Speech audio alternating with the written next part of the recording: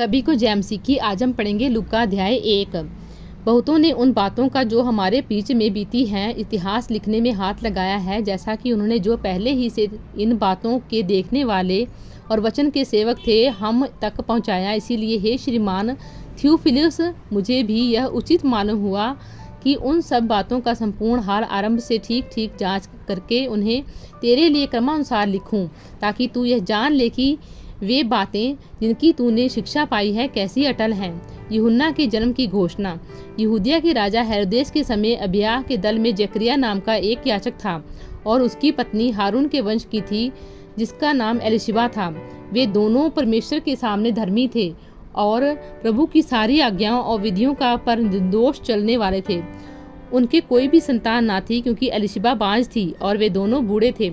जब वह अपने दल की पारी पर परमेश्वर के सामने याचक का काम करता था, तो याचकों की रीति के अनुसार उसके नाम पर चिट्ठी निकली कि प्रभु के मंदिर में जाकर धूप जलाए। धूप जलाने के समय लोगों की सारी मंडली बाहर प्रार्थना कर रही थी। उस समय प्रभु का एक सरदूत धूप की वेदी की दाहिनी ओर खड़ा हुआ उसको दिखाई दिया। जकरिया देख कर घबराया और उस पर बड़ा भय छा गया। परंतु सरदूत ने उससे कहा, हे जकरिया, भयभीत ना हो, क्योंकि तेरी प्रार्थना सुन ली गई है और तेरी पत्नी एलिशिबा से तेरे लिए एक पुत्र उत्पन्न होगा और तू उसका नाम यूहन्ना रखना। तुझे आनंद और हर्ष होगा और बहुत लोग उसके जन्म के कारण आनंदित होंगे, क्योंकि वह प्रभु के सामने महान होगा। वो दाख रस और मदिरा कभी ना पिएगा और अपनी माता के गर्भ ही से पवित्र आत्मा के परिपूर्ण हो जाएगा और इजराइलियों में से बहुतेरों को उनके प्रभु परमेश्वर की ओर फेरेगा। वह एलिया की आत्मा और सामर्थ्य में हो और कर उसके आगे आगे चलेगा और पितरों का मन बाल बच्चों की ओर फेर दे और आज्ञा न मानने वालों को धर्मियों की समझ पर लाए और प्रभु के लिए एक योग्य प्रजा तैयार करे। जकरिया ने सरदूत से पूछा, यह मैं कैसे जानूं, क्योंकि मैं तो बूढ़ा हूँ और मेरी पत्नी भी बूढ़ी हो गई है।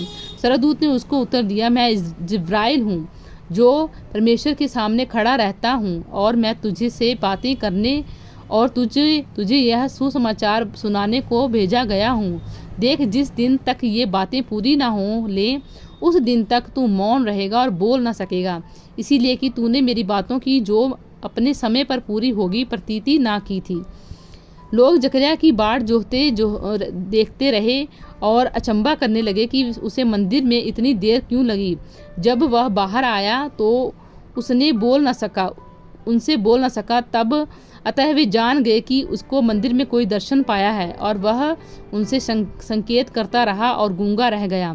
जब उसकी सेवा के दिन पूरे हुए तो वह अपने घर चला गया।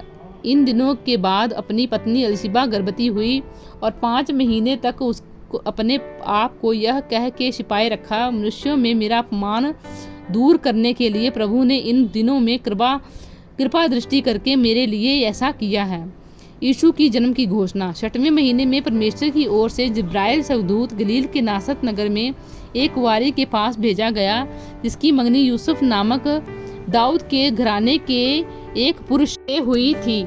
उस कुंवारी का नाम मरियम था। सरदूत ने उसके पास भीतर आकर कहा, आनंद और जय तेरी हो, जिस पर ईश्वर का अनुग्रह हुआ है, प्रभु तेरे साथ है। वह उस वचन से बहुत घबरा गई और सोचने लगी कि यह किस प्रकार का विवादन है। सरदूत ने उससे कहा, हे मरियम, भयभीत ना हो, क्योंकि परमेश्वर का अनुग्रह तुझ पर हुआ है। देख, तू गर्भवती होगी और तेरे एक पुत्र उत्पन्न होगा, तो उसका नाम यीशु रखना। वह महान होगा और परम प्रधान का पुत्र कहलाएगा, और प्रभु परमेश्वर उसके पिता दाऊद का सिंहासन उसको देगा, और वह याकूब के घराने पर सदा राज्य करेगा और उसके राज्य का अंत ना होगा। मरियम ने सरदूत से कहा, यह कैसे होगा, मैं तो पुरुष को जानती ही नहीं। सरदूत ने उसको उत्तर दिया, पवित्र आत्मा तुझ पर उतरेगा और परम प्रधान की सामर्थ तुझ पर छाया करेगी, इसीलिए वह पवित्र जो उत्पन्न होने वाला है परमेश्वर का पुत्र कहलाएगा। और देख, तेरी कुटुंबनी एलिशिबा के भी बुढ़ापे में पुत्र होने वाला है। यह उसका जो बांझ कहलाती थी 6वां महीना है, क्योंकि जो वचन परमेश्वर की ओर से होता है वह प्रभाव रहित नहीं होता। मरियम ने कहा, देख, मैं प्रभु की दासी हूँ, मुझे तेरे वचन के अनुसार हो। तब सरदूत उसके पास से चला गया। मरियम का एलिशिबा से मिलने जाना। उन दिनों में मरियम उठकर शीघ्र ही पहाड़ी देश में यहूदा के एक नगर को गई और जकरिया के घर में जाकर एलीशिबा को नमस्कार किया।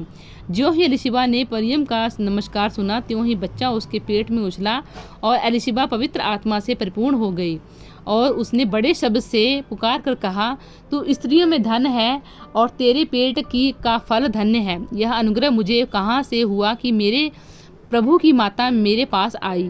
देख, ज्यों ही तेरे नमस्कार का शब्द मेरे कानों में पड़ा, त्यों ही बच्चा मेरे पेट में आनंद से उछल पड़ा। धन्य है वह जिससे ने विश्वास किया कि जो बातें प्रभु की ओर से उससे कही गई वे पूरी होंगी। मरियम का स्तुतिगान। तब मरियम ने कहा, मेरा प्राण प्रभु की बड़ाई करता है और मेरी आत्मा मेरे उद्धार करने वाले परमेश्वर से आनंदित हुई, क्योंकि उसने अपनी दासी की दीनता पर दृष्टि की है।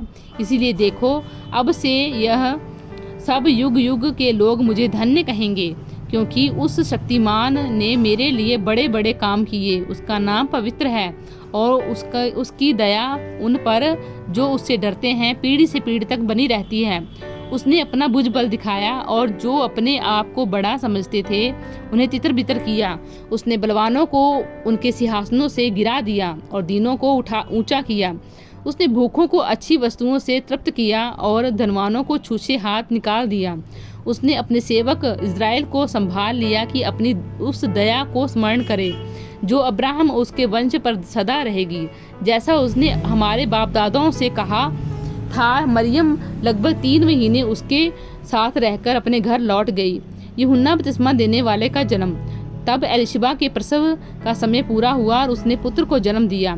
उसके पड़ोसियों और कुटुंबियों ने सुनकर प्रभु ने उस पर बड़ी दया की है, उसके साथ आनंद मनाया। और ऐसा हुआ कि 8वें दिन वे बालक का खतना करने आए और उसका नाम उसके पिता के नाम पर जकरिया रखने लगे।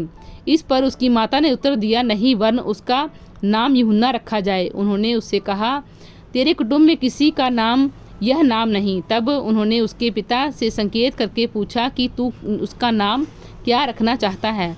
उसने लिखने की पट्टी बांध कर लिख दिया, उसका नाम यूहन्ना है। और सबों को आश्चर्य हुआ। तब उसका मुंह और जीभ तुरंत खुल गई और वह बोलने और परमेश्वर का धन्यवाद करने लगा। उसके आसपास के सब रहने वालों पर भय छा गया और उन सब बातों की चर्चा यहूदिया के सारे पहाड़ी देश में फैल गई। और सब सुनने वाले ने अपने अपने मन में विचार करके कहा, यह बालक कैसा होगा, क्योंकि प्रभु का हाथ उसके साथ था। जकरिया का स्तुति गान। उसका पिता जकरिया पवित्र आत्मा से परिपूर्ण हो गया और भविष्यवाणी करने लगा, प्रभु इज़राइल का परमेश्वर धन्य हो, क्योंकि उसने अपने लोगों पर दृष्टि की और उनका छुटकारा किया है और अपने सेवक दाऊद के घराने में हमारे लिए एक उद्धार का सींग निकाला है, जैसा उसने अपने पवित्र भविष्यवक्ताओं के द्वारा जो जगत के आदि से होते आए हैं कहा था, अर्थात हमारे शत्रुओं से और हमारे सब वैरियों के हाथ से हमारा उद्धार किया है कि हमारे बाप दादों पर दया करके अपनी पवित्र वाचा का स्मरण करें और वह शपथ जो उसने अपने पिता अब्राहम से खाई थी कि वह हमें यह देगा कि हम अपने शत्रुओं के हाथ से छूटकर उसके सामने पवित्र और धार्मिकता से जीवन भर निडर रहकर उसकी सेवा करते रहें। और तू हे बालक परम प्रधान का भविष्यवक्ता कहलाएगा, क्योंकि तू प्रभु का मार्ग तैयार करने के लिए उसके आगे आगे चलेगा कि उसके लोगों का उद्धार का ज्ञान दे और जो उनके पापों की क्षमा से प्राप्त होता है। यह हमारे परमेश्वर की उसी बड़ी करुणा से होगा जिसके कारण ऊपर से हम पर जो भोर का प्रकाश उदय होगा कि अंधकार और मृत्यु की छाया में बैठने वालों को ज्योति दे और हमारे पांवों को उछल के मार्ग में सीधे चलाए। और वह बालक बढ़ता और आत्मा में बलवंत होता गया और इज़राइल पर प्रकट होने के दिन तक जंगलों में रहा। प्रभु इन वचनों द्वारा आपको आशीष दें। आमीन।